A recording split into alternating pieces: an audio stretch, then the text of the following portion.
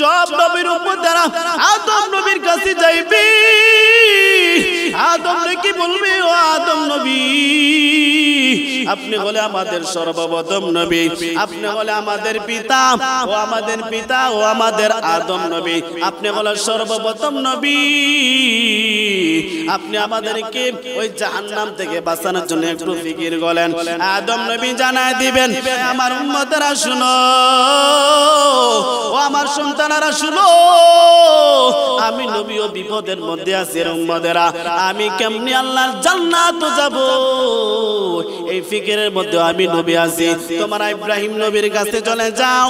ওই উম্মতেরা ইব্রাহিম নবীর কাছে চলে যাবে। ইব্রাহিম নবী বলবে, হে আমার উম্মতেরা শুনো, আল্লাহ বড় আজকে রাগান্বিত, আল্লাহ বড় আজকে বেজার, আল্লাহ বড় আজকে রাগান্বিত হয়ে গেলেন। ইব্রাহিম নবী জানায় দিবেন, ও আমার উম্মতেরা শুনো, তোমরা মুসা নবীর কাছে চলে যাও। আমি আজকে বিপদে আছি, আমি আজকে টেনশনের মধ্যে আছি, আমি কেমনি আল্লাহর জান্নাতে যাওয়া যায়, আমি এই ফিকিরের মধ্যে আছি। বরং তোমরা মুসা নবীর কাছে চলে যাও।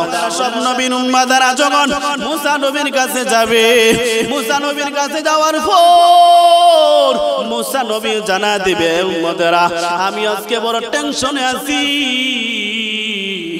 আল্লাহ বড় আজকে রাগান্বিত, আমি কেমনে আমি জান্নাতে যাব, এই ফিকিরের মধ্যে আছি।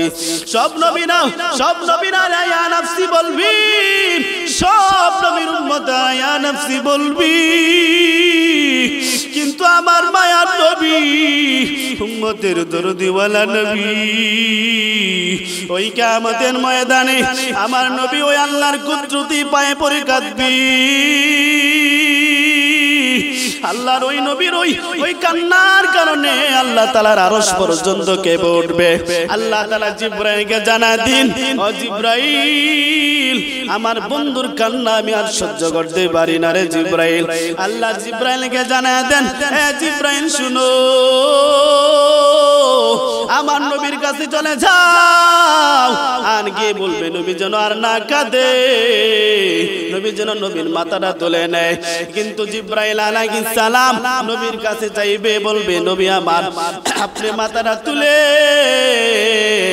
আমার নবী বলবেন, রে জিবরাইল, না না না না, আমি আমার মাথা তুলবো না যতক্ষণ পর্যন্ত আমার গুনাহগার উম্মতদেরকে আমার আল্লাহ মাফ না করে দিবে, আমি ততক্ষণ পর্যন্ত আমি আমার মাথা তুলবো না। কিন্তু আল্লাহ তাআলা, আল্লাহ নবী আল্লাহর ওই কুদরতি পায়ে পড়ে কাঁদবেন, নবীর কান্নার কারণে আল্লাহ তাআলার আরশ পর্যন্ত কেঁপে উঠবে, আল্লাহর আরশ পর্যন্ত কাঁপবে। ওই আরশটা কাঁপার কারণে আল্লাহ তাআলা নিজেই নবীর সাথে সাক্ষাৎ করে দিবে। আমার আল্লাহ আমার নবীকে জানায় দিবেন, ও নবী আমার, আমি আল্লাহ আপনার সাথে ওয়াদাবদ্ধ করে দিলাম, আপনার মাথাটা তুলে আমি আপনার সাথে ওয়াদা করে নিলাম, আপনার উম্মতের মধ্য থেকে যাকে আপনি বাছাই করে করে করে করে জান্নাতে নিয়ে যাবেন, আপনার উম্মতদেরকে বাছাই করে করে আপনার সাথে জান্নাতে নিয়ে যাও। हर के बाशिश आलिमे सल्लो मुदाम, हर के बाशिश आलिमे सल्लो मुदाम, आतिशे दोज़ख शुदे बर-ए गराम, हर के साज़त बिरदजा सल्ली अला हाजते दारैने आओ गर्दद रवा, बर मोहम्मद मेरा सनम सद सलाम, ऐ शफीई मुज़लिमा यौमुल क़ियाम। मदीना वाला नबी জানায় দেন, কবি জানায় দেন, আমার মায়ার নবীও জানায় দেন যে আমার কোন উম্মত যদি আমার নবীর উপর একবার দরুদ পান করে নেয়, আমার আল্লাহ তার আমল নামায় 10টা নেক আমল লেখা দিবেন। আল্লাহর কোন বান্দা বান্দি যখন আমার নবীর উপর দরুদ পান করে নে, ওই ব্যক্তি দুনিয়াতে লাভবান হয়ে যাবে, আবার ওই ব্যক্তি আখিরাতের জমিনে বড় লাভবান হয়ে যাবে। যে আল্লাহর কোন বান্দা বান্দি যখন আমার নবীর উপর দরুদ পান করে নে, ওই ব্যক্তি দুনিয়াতে কেমন ভাবে লাভবান হবে, আবার আখিরাতের জমিনে ওই বান্দা আবার কেমন ভাবে লাভবান হয়ে যাবে। দুনিয়ার জমিনে বান্দা এমন ভাবে লাভবান হয়ে যাবে, আল্লাহর কোন বান্দা বান্দি যখন আরে আমার নবীর উপর দরুদ পান করিনি, আল্লাহ নবী জানায় দেন ওই ব্যক্তি দুনিয়াতে লাভবান হবে, আমার আল্লাহ তার সব গুনাহগুলো মাফ করে দিবে এবং তার আমলনামা যে গুনাহ ওই গুনাহগুলো আল্লাহ মিটায় দিবে। নবীর দুরুদের ফজলে, নবীর দুরুদ পাঠ করার কারণে আমার আল্লাহ তার আমলনামা 10টা নেকি লেখায় দিবে।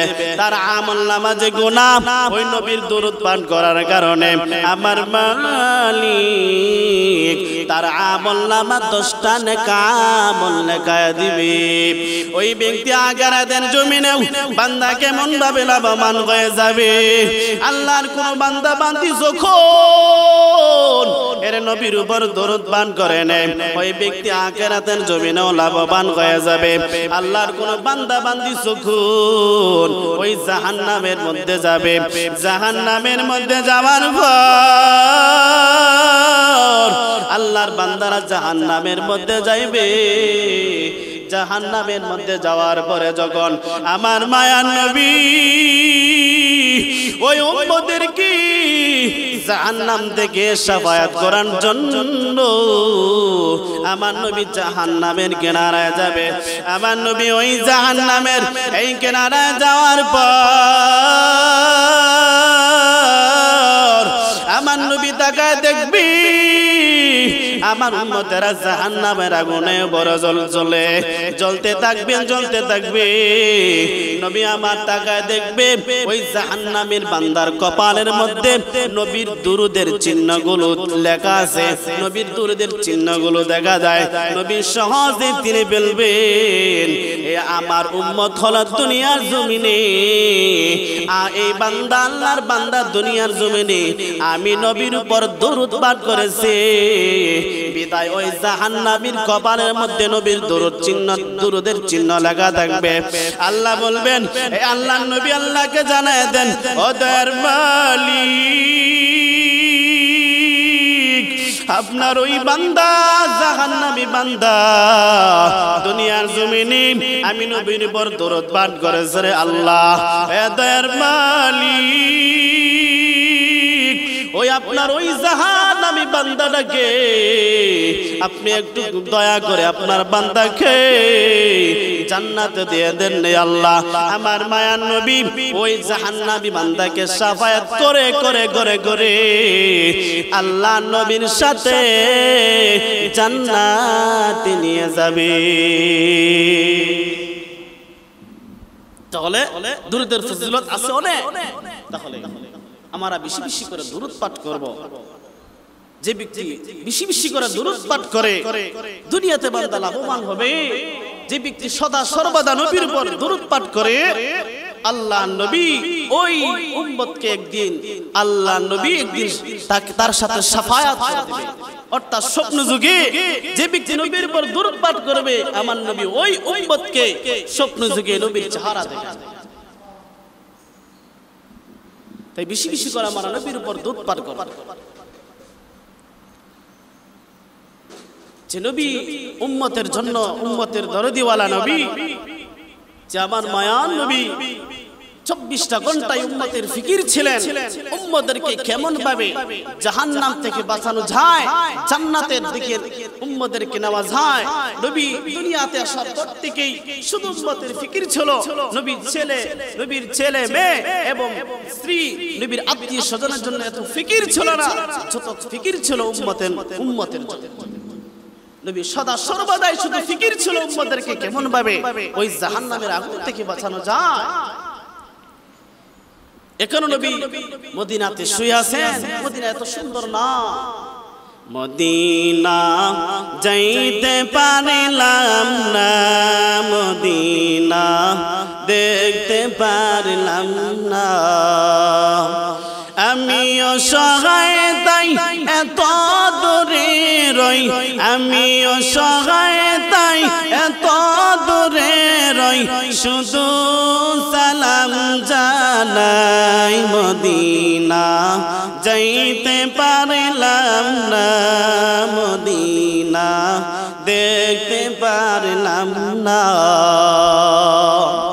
মদিনা নাম কত মধু,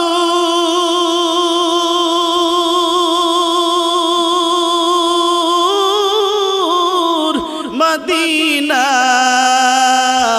কেরেছে অন্তর, ওই মদিনার পথের দুনিয়াজি, ওই মদিনার পথের দুনিয়াজি মাগতে পারলাম না, মদিনা যাইতে পারলাম না, মদিনা দেখতে পারলাম না। তো মদিনা তো সুন্দর নাম, যেই মদিনাতে আমি যেতে পারলাম না। আমার নবী জিন্দা, আমার নবী এখনো মদিনাতে শুয়ে শুয়ে শুয়ে শুয়ে উম্মতের ওই মায়ার নবী, উম্মতের ওই দরদিওয়ালা নবী এখনো মদিনাতে শুয়ে কাঁদে উম্মতের জন্য। আমার মায়ার নবী উম্মতের জন্য, নবী আমার উম্মতের জন্য এখনো পর্যন্ত আমার নবী শুয়ে শুয়ে শুয়ে শুয়ে কাঁদে। আমার নবী উম্মতের কত ফিকির, আমার নবী উম্মতের জন্য কত ফিকির ছিল। আল্লাহ যেদিন কিয়ামত শুরু করে দিবে, ওই কিয়ামতের ময়দানে আমার নবী উম্মতের জন্য কত ফিকির দেখবেন, সদা সর্বদাই উম্মতের ফিকিরও থাকবেন। আল্লাহ যেদিন আল্লাহর কুদরতি পায়ে পড়ে আল্লাহর নবী কাঁদবে,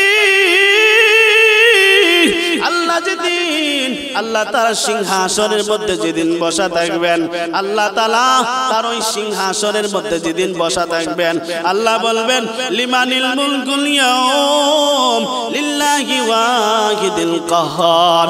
আল্লাহ তার ওই সিংহাসনের মধ্যে বসা থাকবেন আর বলবেন আইনা নমরুদ, আইনা কারুন, আইনা ফেরাউন, এ ফেরাউন কই, এ সাদ্দাত কই, এ কারুন ধরা কই।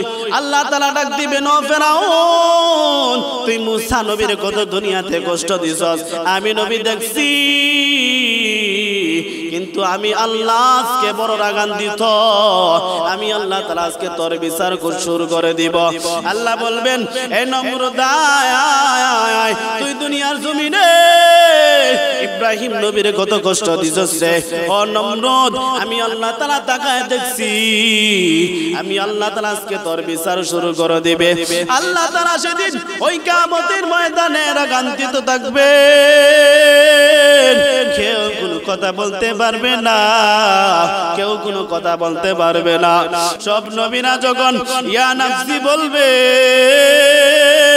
সব নবীর উম্মতেরা আদম নবীর কাছে যাইবে, আদম কি বলবে, ও আদম নবী আপনি বলে আমাদের সর্বপ্রথম নবী, আপনি বলে আমাদের পিতা, ও আমাদের পিতা, ও আমাদের আদম নবী, আপনি বলে সর্বপ্রথম নবী, আপনি আমাদেরকে ওই জাহান্নাম থেকে বাঁচানোর জন্য একটু ফিকির করেন। আদম নবী জানায় দিবেন, হে আমার উম্মতেরা শুনো,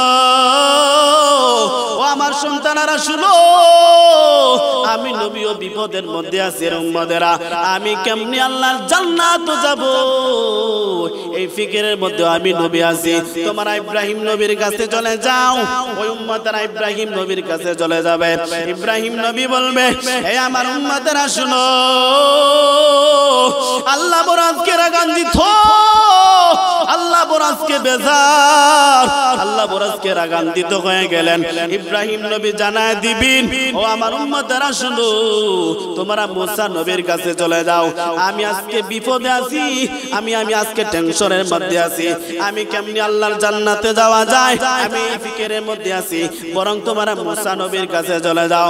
উম্মতেরা সব নবীন উম্মতেরা যখন মুসা নবীর কাছে যাবে, মুসা নবীর কাছে যাওয়ার পর মুসা নবী জানা দিবে, উম্মতেরা আমি আজকে বড় টেনশনে আছি,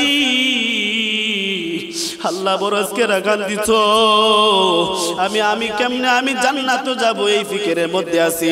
সব নবীরা ইয়া নাফসি বলবি, সব নবীর উম্মত ইয়া নাফসি বলবি, কিন্তু আমার মায়ার নবী উম্মতের দরদিওয়ালা নবী ওই কিয়ামতের ময়দানে আমার নবী ওই আল্লাহর কুদরতি পায়ে পড়ে কাঁদবি। আল্লাহর ওই নবীর ওই কান্নার কারণে আল্লাহ তাআলার আরশ পর্যন্ত কেঁপে উঠবে। আল্লাহ তাআলা জিবরাইলকে জানা দিন, ও জিবরাইল আমার বন্ধুর কান্না আমি আর সহ্য করতে পারি না রে জিবরাইল। আল্লাহ জিবরাইলকে জানা দেন, হে জিবরাইল শুনো, আমার নবীর কাছে চলে যাও, আর গিয়ে বলবে নবী যেন আর না কাঁদে, নবী যেন নবীর মাথাটা তুলে নেয়। কিন্তু জিবরাইল আলাইহিস সালাম নবীর কাছে যাইবে, বলবে নবী আমার আপনি মাথাটা তুলে, আমার নবী বলবেন রে জিবরাইল না না না না, আমি আমার মাথা তুলবো না যতক্ষণ পর্যন্ত আমার গুনাহগার উম্মতদেরকে আমার আল্লাহ মাফ না করে দিবে, আমি ততক্ষণ পর্যন্ত আমি আমার মাথা তুলবো না। কিন্তু আল্লাহ তাআলা আল্লাহ নবী আল্লাহর ওই কুদরতি পায়ে পড়ে কাঁদবেন, নবীর কান্নার কারণে আল্লাহ তাআলার আরশ পর্যন্ত কেঁপে উঠবে, আল্লাহর আরশ পর্যন্ত কাঁপবে। ওই আরশটা কাঁপার কারণে আল্লাহ তাআলা নিজেই নবীর সাথে সাক্ষাৎ করে দিবে। আমার আল্লাহ আমার নবীকে জানায় দিবেন, ও নবী আমার, আমি আল্লাহ আপনার সাথে ওয়াদাবদ্ধ করে দিলাম, আপনার মাথাটা তুলে আমি আপনার সাথে ওয়াদা করে নিলাম, আপনি যাকে আপনার উম্মতের মধ্য থেকে যাকে আপনি বাছাই করে করে করে করে জান্নাতে নিয়ে যাবেন, আপনার উম্মতদেরকে বাছাই করে করে আপনার সাথে জান্নাতে নিয়ে যাও। নবী 24টা ঘন্টায় উম্মতের ফিকির ছিল উম্মতদেরকে কেমন ভাবে জাহান্নাম থেকে বাঁচানো যায়। নবী আমার যাবে একবার, নবী ওই মিজানে যাবে একবার, ওই কিয়ামতের একবার, ওই জাহান্নামের কিনারে যাবে একবার, হাউজে নবী আমার এইভাবে পাগল হয়ে যাবে, যেমন একবার জাহান্নামের দরজায় যাবে, আরেকবার আমার নবী ওই হাসরে যাবে, আমার নবী একবার ওই ফুলসিরাতে যাবে, একবার মিজানে যাবে, যেন আমার কোনো উম্মত যেন জাহান্নামে না। এমন এতিম নবী আমার, পিতা মাতা নাই যে তাহার, এমন এতিম নবী আমার, পিতা মাতা নাই যে তাহার, এরপরেও কত মারা মারল বেঈমান কাফেরে, নবী বিনে কে দরাবে ফুলসিরাত মিজানে, নবী বিনে কে দরাবে ফুলসিরাত মিজানে। এমন এতিম নবী আমার,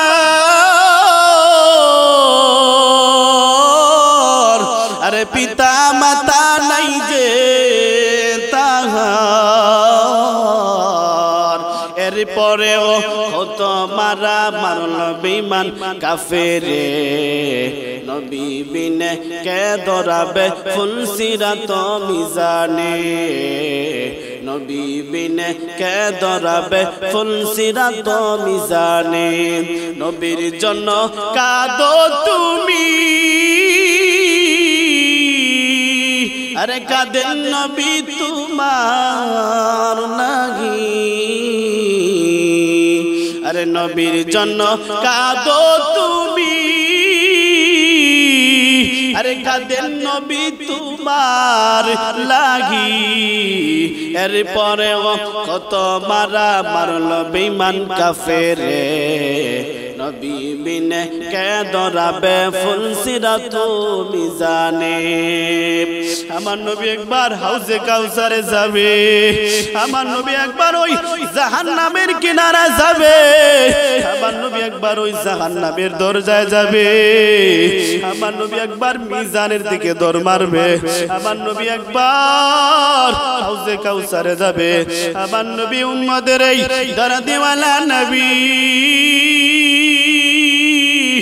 আমার নবী উম্মতের কতটুকু পরিমাণ মায়া ছিল নবী আমার উম্মতের ফিকির ছিল সদা সর্বদা শুধু উম্মতের ফিকির ছিল হে আল্লাহর বান্দা নবীর উম্মত নবীর জন্য একবার কাঁদে নাও নবীর জন্য একবার নবীর কথা একবার স্মরণ করে নাও আমার ওই মদিনাওয়ালা নবী দিনের জন্য কত কষ্ট করেছেন আমার নবী ওই মাথা থেকে পা পর্যন্ত নবীর সারা শরীরটা রক্তাক্ত পরিমাণ হয়ে গেল তায়েফের ময়দানে বেঈমানেরা আমার নবীর কত গালি দিছে ওই তায়েফের ময়দানের খবর তুমি জানো তায়েফের ময়দানে যখন নবী আমার বেঈমানদের কাছে যখন দ্বীনের দাওয়াত নিয়ে যখন বেঈমানদের কাছে যখন যান বেঈমানেরা আমার নবীর ওই দাওয়াতগুলো গ্রহণ করে নাই বেঈমানেরা আমার নবীর পাগল বলে ডাকছে বেঈমানেরা আমার নবীর কত আঘাত করেছে এরপর আমার নবী ওই দ্বীনের দাওয়াতগুলো জানেন নাই দ্বীনের দাওয়াতগুলো জানেন নাই আল্লাহ তাআলা জিবরাইলকে জানা দিলেন জিবরাইল ওই তায়েফ পাশে আমার নবীর কত গালিতে আমি আর আমার নবীর ওই কষ্ট সহ্য করতে পারি না ওরে জিবরাইল শুনো তুমি আমার নবীর কাছে চলে যাও রে জিবরাইল আর নবীকে বলবি ওই নবী যদি যান ওই দুই পাহাড় দিলে দুই পাহাড় দিয়ে আমি আল্লাহ ওই তায়েফবাসীদের ধ্বংস করে দিবে জিবরাইল আমার নবীর কাছে হাজির জিবরাইল জানায় দেন নবী আমার আল্লাহ তাআলা আপনাকে আল্লাহ তাআলা আমাকে পাঠাইছেন আপনি যদি চান আল্লাহ তাআলা ওই দুই পাহাড় দিয়ে ওই তায়েফবাসীকে ধ্বংস করে দেবেন আমার নবী বলেন রে জিবরাইল শুনো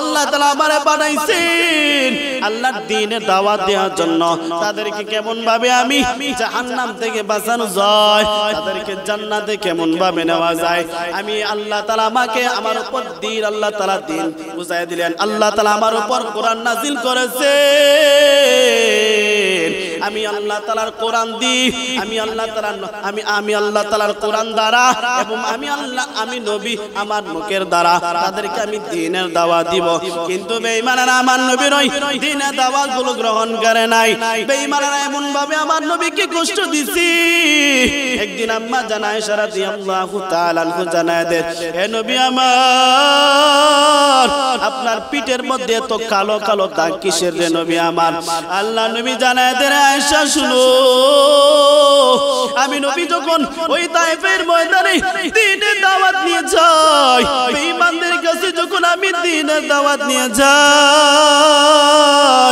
কিন্তু বেঈমানেরা আমি নবীর দাওয়াতগুলো গ্রহণ করে নাই উল্টা আমাকে আঘাত করেছে রে ও আয়েশা তুমি জানো এই আঘাতগুলো হলো ওই কালো কালো দাগগুলো হলো ওই বেঈমানদের আঘাতপ্রাপ্ত দাগ ও আয়েশা তুমি জানো না আয়েশা তুমি শুনো আল্লাহ যদি ওই কিয়ামতের ময়দানে যদি আমি নবীকে বলি নবী আমার আমি আল্লাহ তাআলা আপনাকে নবী হিসাবে প্রেরণ করেছিলাম ও নবী আমার আপনি কতটুকু পরিমাণ দ্বীনের দাওয়াত দিয়েছেন ও নবী আমার আপনার কত হাজার উম্মতের কাছে আমার দ্বীনগুলো পৌঁছায়া দিয়েছেন হে আয়েশা তুমি জানো না আল্লাহ যদি এই কথা বলে আমি আমার পিঠগুলো আল্লাহ তাআলার সামনে আমি দেখাই দিব আল্লাহকে বলবো আল্লাহ দেখো আমি দ্বীনের জন্য কত কষ্ট করেছি তায়েফবাসী আমার নবীকে এমন ভাবে আঘাত করেছে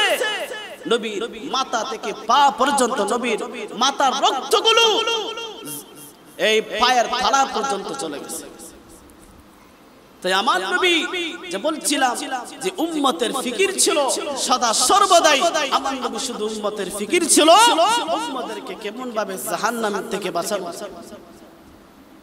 দুনিয়াতে আল্লাহ তাআলা আমাদেরকে পাঠাইছেন আল্লাহর ইবাদত করার জন্য।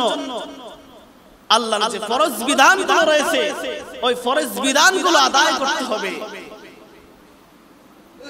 যে হালাল হারাম জায়েজ না জায়েজ ওই সবগুলো আমরা বাছাই করে দুনিয়াতে চলতে হবে। আল্লাহর ইবাদত করতে হবে। ইবাদতটা কেমন ভাবে হবে? নবীর সুন্নাত তরিকায় ইবাদতটা হতে হবে, নবীর সুন্নাত তরিকায়। নবী যেইভাবে নামাজ পড়েছেন, নবী যেইভাবে এই যাকাত দিয়েছেন, নবী যেইভাবে হজ করেছেন, নবী চলা ফেরা উঠা বসা সদা সর্বদা নবী সবকিছু নবীকে আমরা ফলো করতে হবে। তাহলেই ওই ইবাদতটা আল্লাহ তাআলার কাছে কবুল হবে। আমাদের ইবাদত কবুল হওয়ার মাধ্যম হলো নবীর তরিকা ছাড়া। এখন যদি জুমার নামাজ 2 রাকাত, এখন যদি আমরা পড়ি 4 রাকাত, নামাজ হবে না। এইভাবে যদি নামাজ পড়ি, 2 রাকাত নামাজ পড়লে অতটুকু পরিমাণ নেকি পাওয়া যায়, আমি 4 রাকাত নামাজ পড়বো আর বেশি নেকি পাবো। কিন্তু না, আল্লাহ তাআলা যেটা ফরজ করে দিয়েছেন, জোহরের নামাজ 4 রাকাত 5 রাকাত পড়লে হবে না, আসরের নামাজ 4 রাকাত 5 রাকাত পড়লে হবে না, মাগরিবের নামাজ 3 রাকাত 6 রাকাত পড়লে হবে না। অর্থাৎ নবীর প্রতিটি নবীর সুন্নাত মোতাবেক চলতে হবে, আল্লাহ রাসূলের আদর্শ মানতে হবে। আল্লাহ রাসূলের আদর্শ এমন ছিল, বেঈমানরা নবীর আদর্শ দেখে, বেঈমানরা নবীর ওই চেহারা দেখে, নবীর ওই কথাবার্তা শুনে, এত সুন্দর আদর্শ নবীর, ওই নবীর সুন্দর আদর্শ দেখে বেঈমানরা কালিমা পড়ে মুসলমান। সাহাবায়ে কেরাম এত দামি কেন হলেন? সাহাবায়ে কেরাম এমন ভাবে আল্লাহ তাআলার কাছে দামি হয়েছেন। আল্লাহ বলেন রাদিয়াল্লাহু তাআলা ওয়া রাদু আন। আল্লাহ তাআলা সাহাবায়ে কেরামের প্রতি রাজি খুশি। সাহাবায়ে কেরাম আল্লাহ তাআলা খুশি। কেন আল্লাহ তাআলা এত সাহাবায়ে কেরামের প্রতি রাজি খুশি হয়েছেন? এমন কি আমার নবী, প্যারা নবী অনেক সাহাবায়ে কেরামকে দুনিয়াতে জান্নাতের সার্টিফিকেট দিয়েছেন। দুনিয়াতে ডাইরেক্ট এই 10 জন সাহাবায়ে কেরামকে দুনিয়াতে ডাইরেক্ট জান্নাতের সার্টিফিকেট দিয়েছেন। এরা দুনিয়াতেই জান্নাতের সার্টিফিকেট পাইছেন। কেন? আল্লাহ রাসূল দেখছেন এরা আমার, আল্লাহ রাসূল এদেরকে এজন্যই জান্নাতের সার্টিফিকেট দিয়েছেন।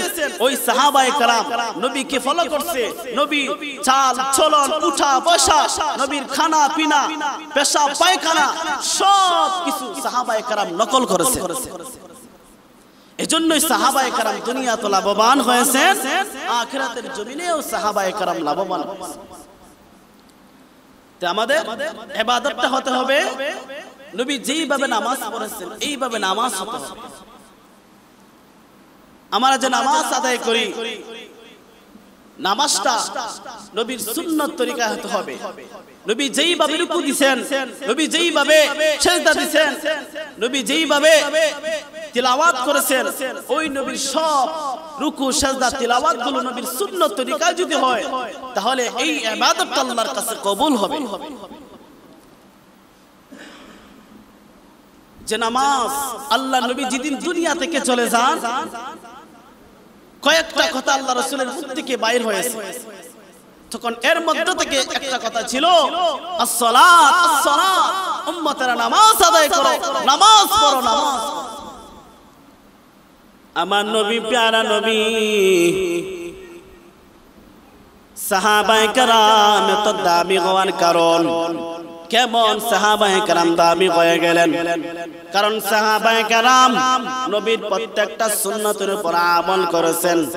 সাহাবায়ে কেরাম এজন্য দুনিয়াতে লাভবান হয়েছেন, আবার আখিরাতের জমিনেও সাহাবায়ে কেরাম লাভবান হবেন।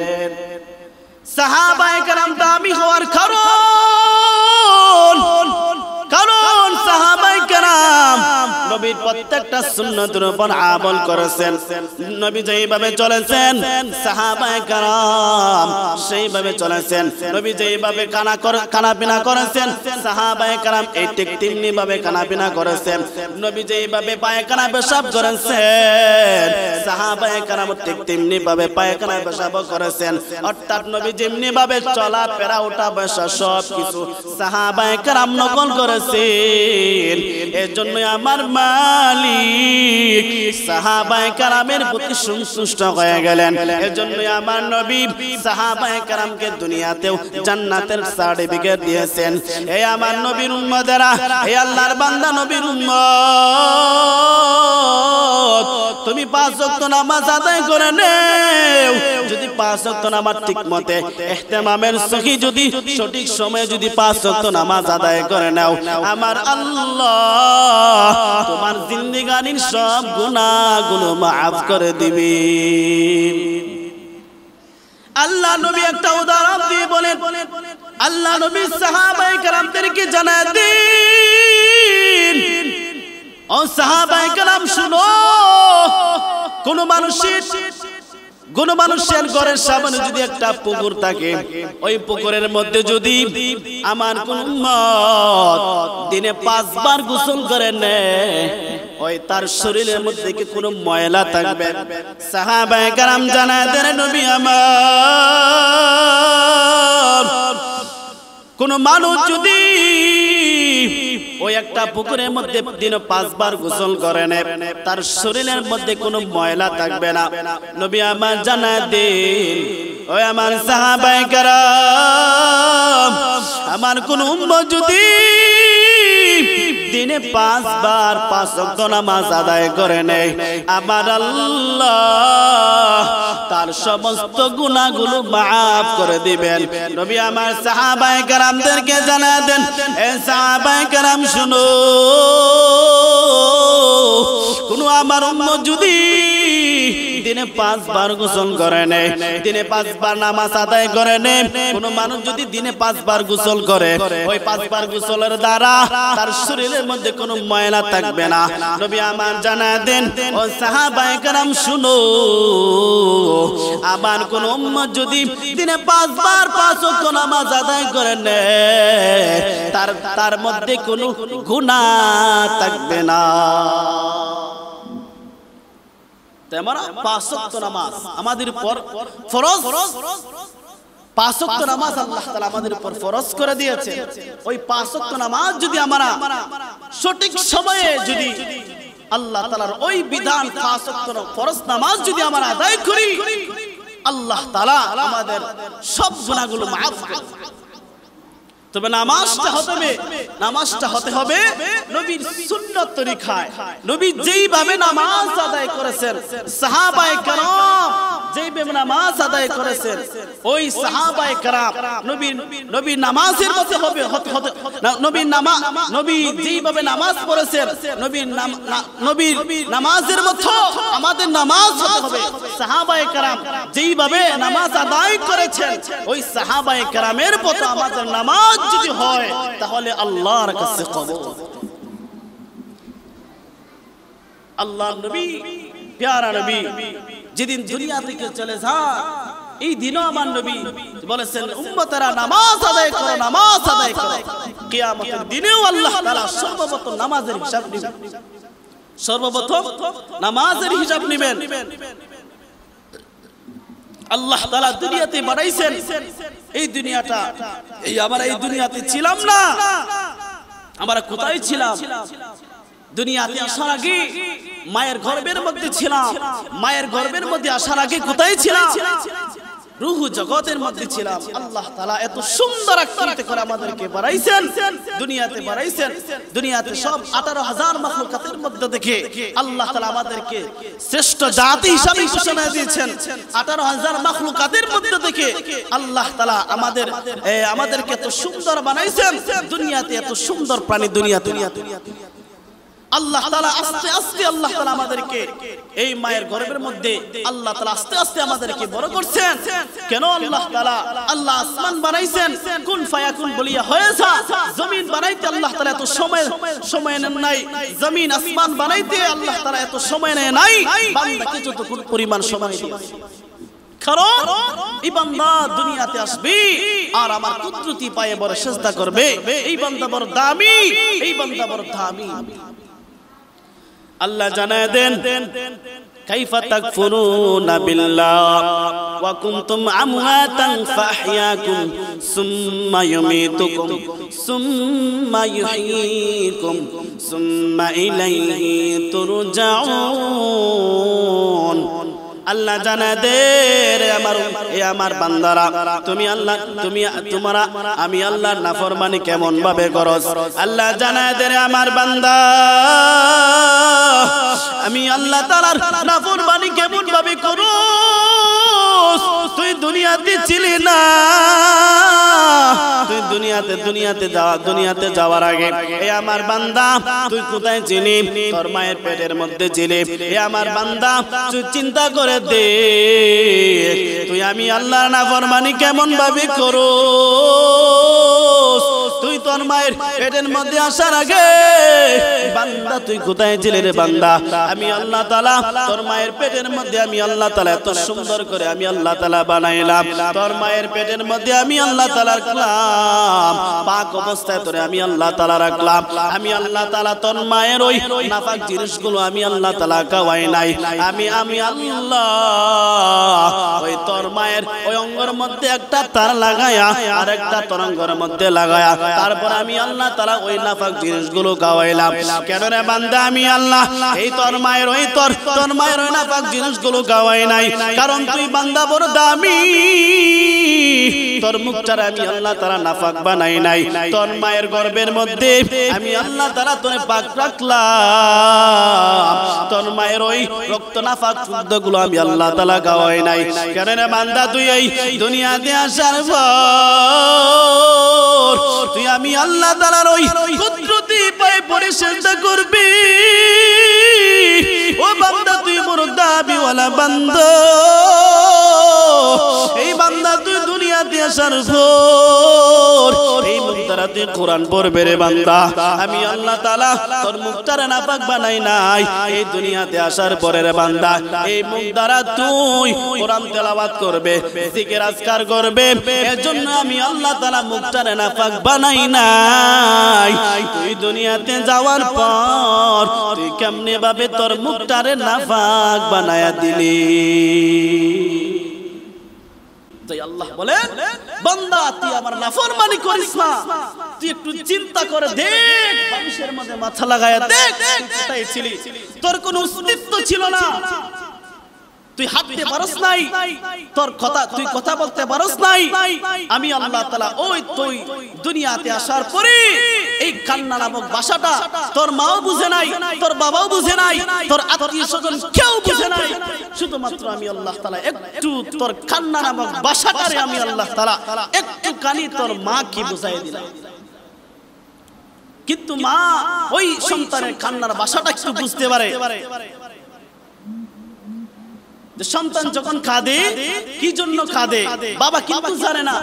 মা কিন্তু বলতে পারে সন্তান এখন কানার জন্য কাঁদে না, ঘুমানোর জন্য কাঁদে। আসলেই যখন মা ঘুম পাতানোর জন্য চলে যায় তখন আসলেই সন্তান ঘুমের মধ্যে চলে যায়। যে বলতেছিলাম আল্লাহ তাআলা বলেন কাইফা তাকফুরুনা বিল্লাহ, হে আমার বান্দা তুই আমি আল্লাহর তাআলা নাফরমানি কেমন করে করস?